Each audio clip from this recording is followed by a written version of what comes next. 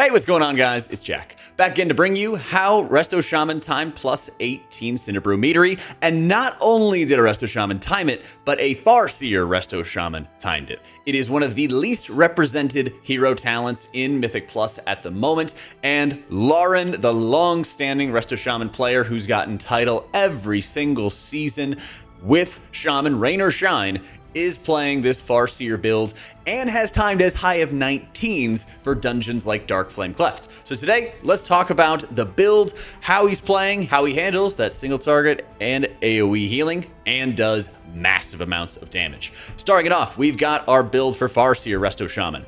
Now, with the hero talents themselves, the Unleash Life talent is insanely important as it spawns these ancestors, which also are casting healing spells and damage spells to assist you on the way. There's been a lot of buffs to their damage in particular, and so he's running with longer lasting ancestors, higher value ancestors, casting more powerful spells, and to assist him, he is of course running with that Unleash Life, which he's predominantly using to buff up his chain heal value. He's also running Cloudburst Totem, which is really important for this build as it's storing up that additional healing, allowing you to blast. But keep in mind, it's got a longer cooldown than Healing Stream Totem, and it does not cast these automatic chain heals for you the way Totemic does. So there's a lot of planning that goes into the mix. Flow of the Tides is being run, which consumes Riptide uptime to buff the value of your chain heal. So with the additional talent that is also granting an additional charge of Riptide for the Shaman player, this means that they have 3 charges of Riptide. They're going to be spreading it in advance of incoming damage to buff up the healing, and they're going to be munching up a lot of that uptime. So the prep work for Farseer Shaman is insanely important. You're also going to see them running with Preeminence, which is giving haste for the Ascendance uptime. Coalescing Waters has been run by both hero talent builds, and basically it just juices up the direct healing out of your Riptide, which is nuts for this entire setup. High Tide still being run, Deeply Rooted Elements still being run. He's also using reactive warding, so whenever he manually is refreshing his Earth Shields, he's also triggering additional healing for the stacks remaining. This makes the build incredibly high activity to micromanage everything, and you'll be seeing it as we dig into some of the specifics. The primary way Resto Shaman is healing in dungeons for AoE situations is maintaining Healing Rain on as many allies as you can, which works great with this composition because it's all melee, except for him. Keeping up Riptide in advance of incoming damage, even pooling up those 3 Riptide charges for when you know damage is going to be going out.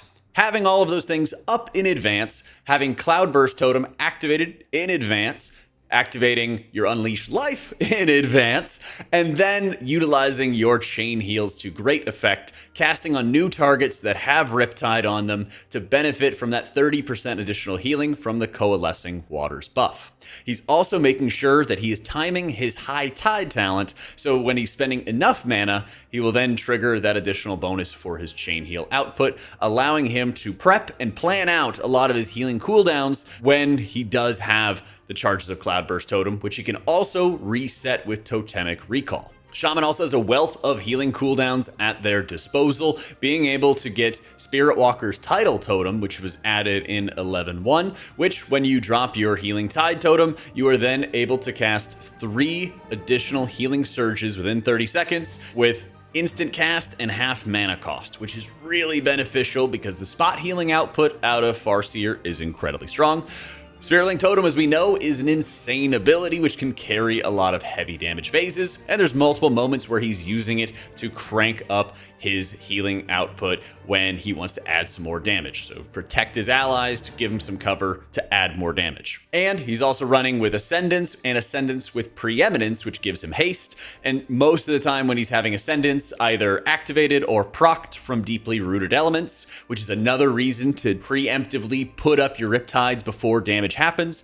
That is giving him a lot of cover to feed his Cloudburst, because all that additional cleave healing from Ascendance feeds up your Cloudburst and allows it to be incredibly powerful. There's even a few moments where he's activating his Cloudburst early as it stores all of this healing, but for the last couple ticks of some of the burst damage on Bank Bugsby or on IPA, he can pop it early to make sure everyone is as healthy as they can before damage falls off. When it comes to more single target healing, Resto Shaman really excels in this environment as well, because they are able to take all of this additional healing that they're building up at a Cloudburst Totem and being able to sort of funnel it into the correct allies. And so you even see from the very beginning of the Brewmaster Aldrin fight, you're actually having Riptides on players that didn't have the debuffs, and he's still able to get these Riptides rolling on allies, cast a number of healing surges, and be able to crank immense amounts of output. He also is using Ascendance very early in this pull, so he can benefit from the additional haste,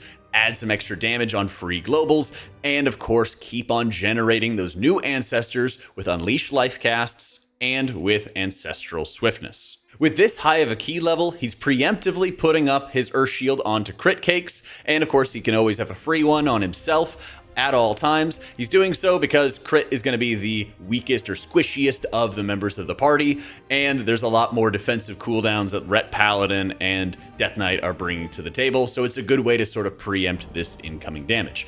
Each time that there's a new round of brews coming out, he's keeping Healing Rain down, he's keeping his Cloudburst down, making sure the target has Riptide, and then utilizing Unleash Life with Ancestral Spirit to keep your ancestors rolling, using Riptide spot healing and High Tide chain heals to help bounce and even create a little bit of overheal that can be funneled into single target output on their allies.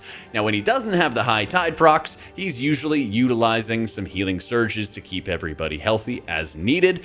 And this is where getting some of the additional mana efficiency out of things like Spirit Walker's Tidal Totem can come in, because Resto Shaman can chew up a lot of mana very quickly. He does use some occasional healing waves, but most of the time when people are in trouble, he's focusing on using those healing surges for the spot healing as needed. Now, a lot of times on Trash, things are definitely not as clean cut as being able to prepare for just the next mechanic over and over. And this can be a really challenging area for Resto Shaman, depending on how your group is setting up pulls and how big you can go. Cinderbrew Meadery, there's so much crowd control, but this also plays into the benefit of a full melee comp with all 12 to 15 second kicks. Shaman in and of itself also has an insane toolkit to assist for all the knockups, stuns, crowd control that is needed.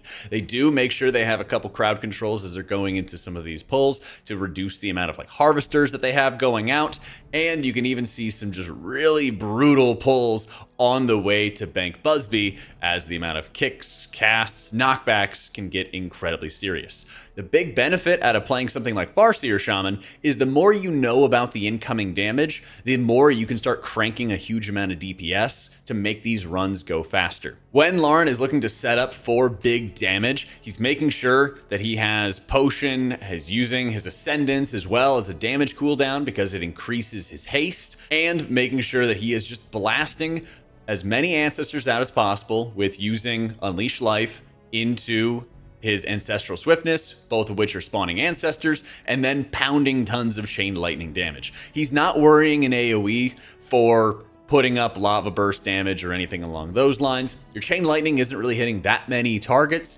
but it does a huge amount of damage, as do your ancestors. And this is really where Shaman can help a lot, is that they're having a ton of damage going into some of those prio targets, which make a lot of these pulls, especially in Cinderbrew Meadery, a lot better. You've got like the Honey Surveyors with their AoE casts, or you have the Harvesters with their AoE casts going off that deal so much damage that's unexpected for you along the way.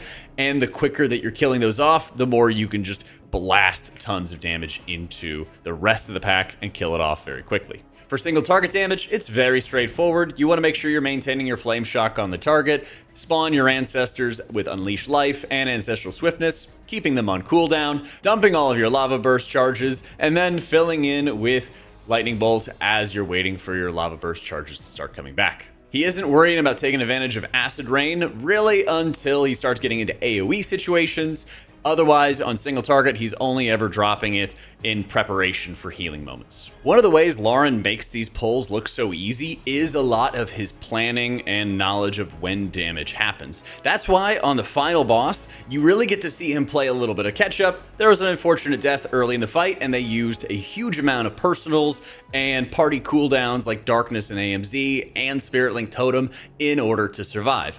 This starts pushing Laren to be a lot safer when it comes to his his overall healing, and this is where you get to see him start methodically planning around his cooldowns in a really big way. So by the time the boss is around 55-57% and is having to let it hail, he is tapped out of major healing cooldowns and is relying on the brute force of putting Riptide up on allies, consuming his Riptides with big fat chain heals to beef up his Cloudburst healing. And as you expend a lot of these cooldowns, this is also where Shaman can start burning its mana down, which can be really frustrating when you're in a pug group, but if you're able to plan around that and also play a little more efficiently around your big healing cooldowns like Ascendance, you can save a lot of mana in one area and then be ready to burn a lot of mana very heavily when there is these crisis moments where you don't have a cooldown.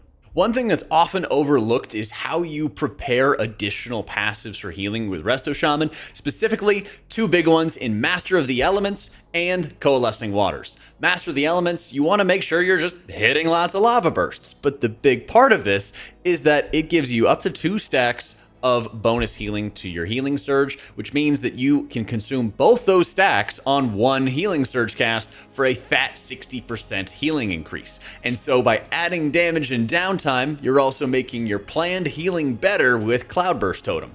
Same thing goes for Coalescing Waters, where you're not only getting a mana cost reduction for your chain heal, but you're also getting 2 stacks for your next Riptide direct heal. And so there's even a few moments where he's holding on to these Coalescing Water stacks, even a couple where he's using Unleash and just hitting it off with a Riptide if he doesn't need to spend it on a chain heal for AoE healing, and is instead juicing up a really high single target Riptide direct heal onto an ally.